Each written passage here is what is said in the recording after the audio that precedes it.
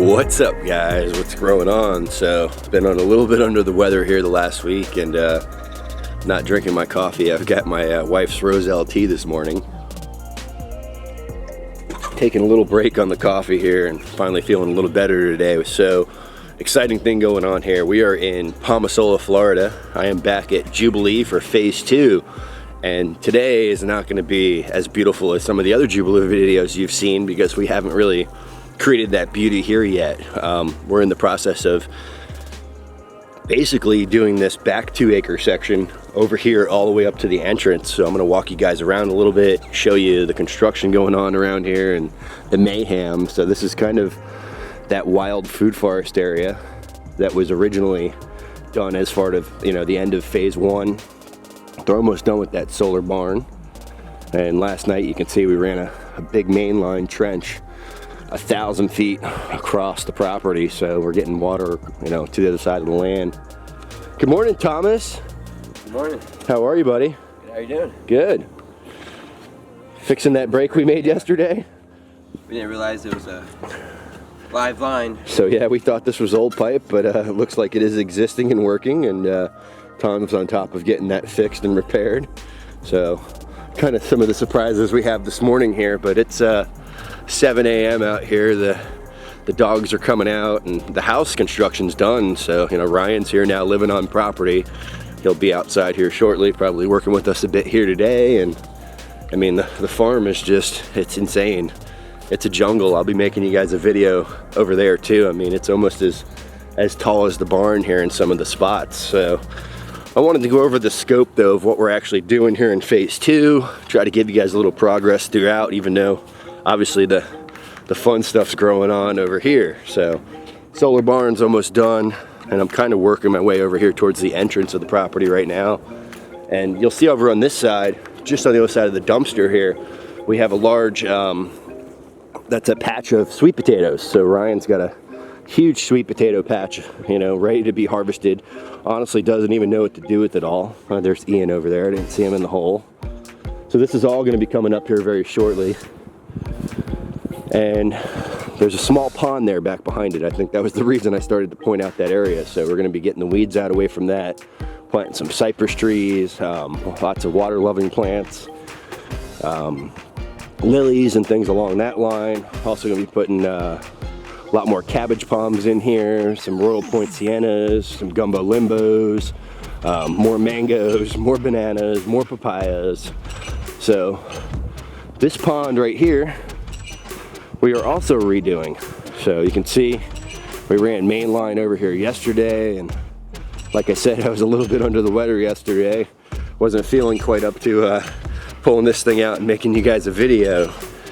But we hauled all the materials up while we were a little bit too sick to drive there on Tuesday, or too sick to work, but okay to drive, not really ready to be out in the sun.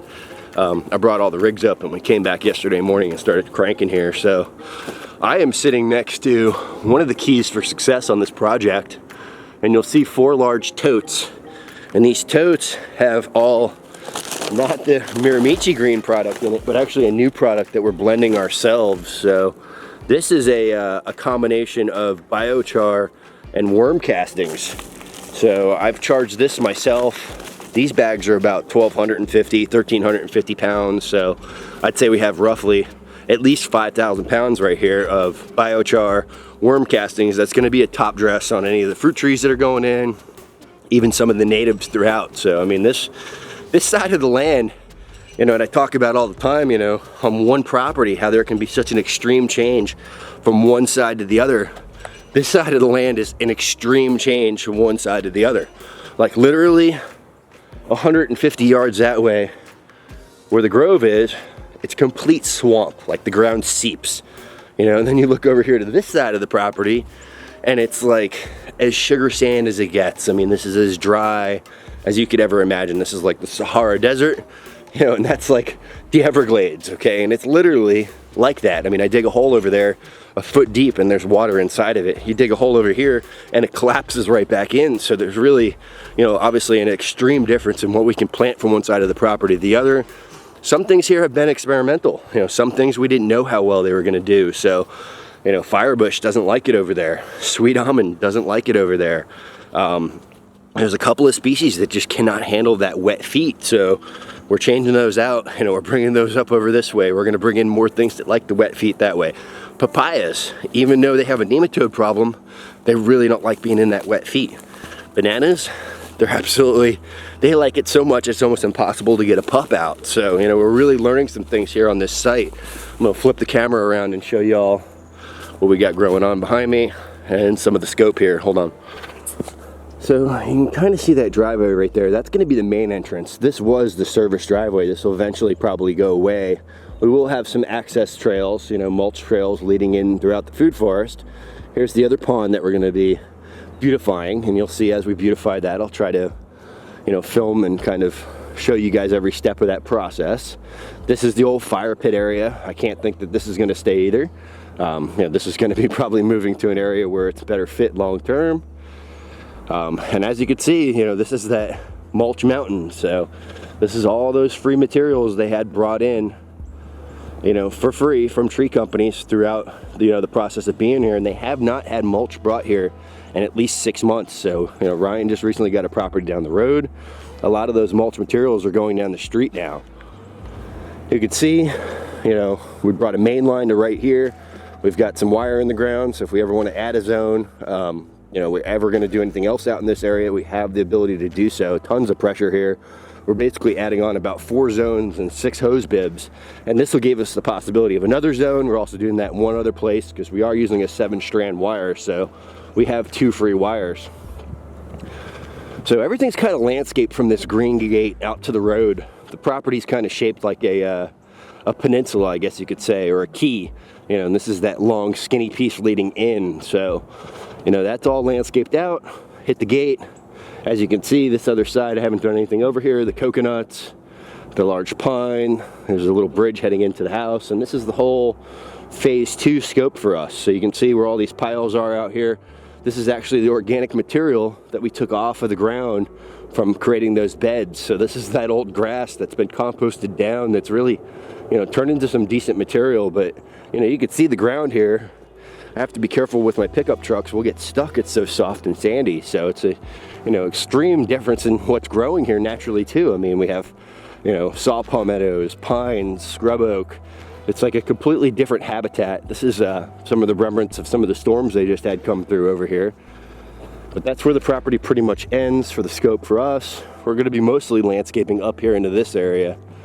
And all of these logs you see had come down during that mini tornado that just came through here. So, you know, I think the intent with those is probably to bring a mill in and get those milled. Those will be used maybe as a building material over there on that new property.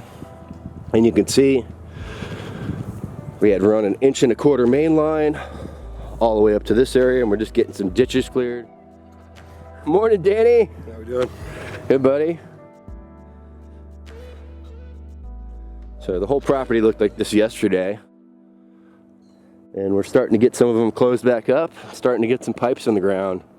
So basically you see a lot of palmettos over here, scrub oak, you know, obviously there's some invasive species, and I'll show you what we're doing for those invasive species. But, you know, we're basically going through, we're going to thin out, we're going to make some paths, and we're going to make a nice meandering kind of path system, some walk, some golf cart throughout this palmetto system, planted in with more natives and more edibles. So this will be more of a bit of a wild food forest, you know. And then that, you know, that front area over there, obviously the 3 acres we did, you know, those are more obviously orderly. They're in rows. Everything's on a map. So this will be a little bit more what you'd find in nature, a little bit more wild over here on this side.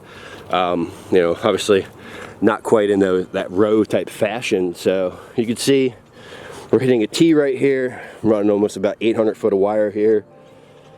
Gonna come up, we're gonna have a zone valve there on the end. That's actually gonna tee off for a hose bib. Like I said, we're gonna have some water access points out here throughout. And we've been putting a lot of ditches in. So yesterday we got a good amount of palmettos, you know, cleaned up over there, a lot of invasives pulled out. Like I said, got all these ditches done. I'd say we got about 70% of them backfilled. So getting these lines covered back up so we can work around this site a little easier. And I'll show you just up over here on the left. You see the piles of vines, you can see the palmettos, and we're not taking any of them out other than like the nuts for the smilax or the, the roots to the grapevine. Most of that stuff's fine, it can stay. We just don't want the, constant grow back and invasiveness of the smilax especially. So, here's that smilax, and you can see that's a rewarding little pile right there. So somebody spent a while chasing these runners, which would be the lead to the stem of that vine back to this, bee-like looking nest or something. I mean, this is definitely an interesting looking nut. I believe I even read somewhere that has some medicinal properties. So, we're spending some time as we clean out these areas, getting those nuts out of there. And you can see this whole little section got done yesterday, and we have a couple more sections like that to do throughout. And we're just, we're making sure we're getting that out of there. This way it's not constantly growing back. And I know y'all are gonna comment and be like, smilax is edible, and I love smilax. I'm not hating on the smilax. It just doesn't fit over here in the food forest. So we're actually gonna take all of those nuts and plant them on a little trellis somewhere so you can actually harvest the tips of those vines. And I did the same thing at my house. We took about 700 pounds out of the ground. I planted it all the way up in that northeast corner, and I've never once gotten a smilax tip because the deer like it so much. So, unfortunately the deer are even eating it more than I can. So what are you gonna do? But I'll try to check in one more time here before the end of the day with you guys, show you what other progress we got done. It's gonna be hard to see over the day-to-day process, but in 3 weeks, this is gonna look like a new site, so hold tight.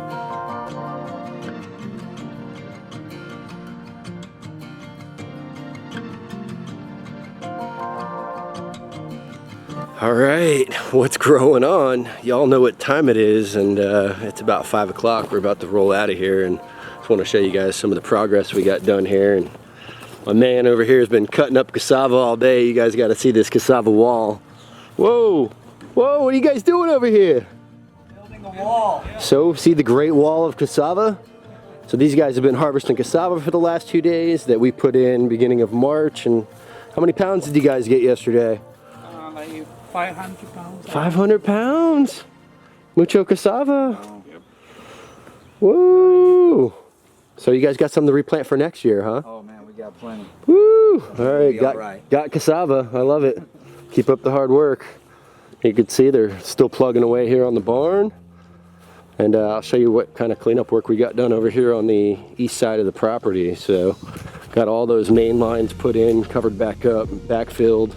And we're kind of working our way over here on the east fence line, and we've kind of exposed some unsightly things, and we're going to be adding a little bit more bamboo over there on the right side of the property. So we've already got windbreaks almost around the entire property and multi-species. And over here in this area, it transitions from sea breeze to multiplex, and then to a graceful bamboo. So we're actually going to continue that graceful up the right here now, and I'll show you some of the cleanup work. Got that greenhouse out of here that was here this morning. Cleaned up all these palmettos. You can see what's left of the smilax. We're going to make sure these go somewhere where they're not going to come right back. And I know they're edible, but they just don't fit here in the system. So, we wouldn't typically take all the leaves for the palmettos out when we prune them like this, but just because we want to see the roots for the smilax exposed to the ground at one time. But in the future, these palmettos would never be pruned this hard again. And if there was any pruning, maybe just to get them off the ground, we just leave the palmettos in place. That's what I do on my farm now. So you can see, I've kind of left exposed wherever we have a valve and a hose bib. And also give them a T if they ever wanted to run water down the line. But that's a one-time pruning. We're going to get in there and mulch all these beds. We've got some logs left over that we're actually going to line a couple of these beds with over here on this side. And you can see over here in the back, or where you can see over here in the back, the houses, that's where we're actually going to finish that bamboo wall. And these are some leftover stumps from that tropical storm I was talking about. And we're going to bring a stump grinder in, cut these, get those out of here. Got one burn pile. We're kind of in the process of getting all this material moved around and figuring out what we want, what we need, what we don't need, so we can actually get it out of here. And the cleanup's going to pretty much stop over here, so we'll be done tomorrow. We've got to As you can see, move a ton of materials still. I got a couple piles of dirt here behind me that got to get out of our way. But that's actually going to be mostly Bahia zone, and then, you know, we're going to have a heck of a, you know, a path system coming through here. So there will be a mulch path that comes all the way down, and it's going to follow around. It's going to go around the pond, connect back to the, you know, the mangrove. So there'll be multiple access points to get through here. We're not going to shut this off in any way. Obviously, everybody knows access is key. You know, you want to plan for this stuff in the beginning. So as we're developing the site, I don't know, there was a master plan done for this, but some of these things, they change when you hit the ground. You know, they're not exactly the same as they look on paper, and we found that out with a couple of things that we had in the design here. So we're just, you know, kind of making those field adjustments as we go. So day 2, phase 2, Jubilee coming at you. Hope you all enjoyed this one. Don't forget, like, subscribe, and you've been doing a good job of sharing, so I really appreciate that. Don't forget, pound that like button.